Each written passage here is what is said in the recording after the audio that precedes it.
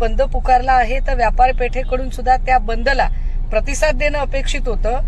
परंतु जेव्हा ती घटना घडली नाही किंवा त्या बंदला प्रतिसाद संमिश्र स्वरूपाचा किंवा काही लोकांनी त्याची दुकानं चालू ठेवली, त्यावेळेला संतप्त आंबेडकरी अनुयायांनी काही दुकानं बंद होण्यासाठी जी पावलं उचलली, अर्थात त्याचं समर्थन करता येत नाही, परंतु अशी घटना घडण्याला कारणीभूत ही इथली पोलीस व्यवस्था आहे, इथलं गृह खातं आहे.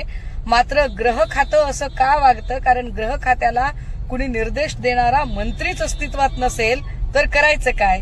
अशा सगळ्या परिस्थितीत कोम्बिंग ऑपरेशनच्या नावाखाली पुन्हा एकदा जर आंबेडकरी अनुयायांचं आयुष्य आणि भविष्य उद्ध्वस्त करण्याचा प्रयत्न राज्य सरकारकडून चालू असेल तर निश्चितपणे हा अत्यंत निंदनीय आणि निषिद्ध प्रकार आहे.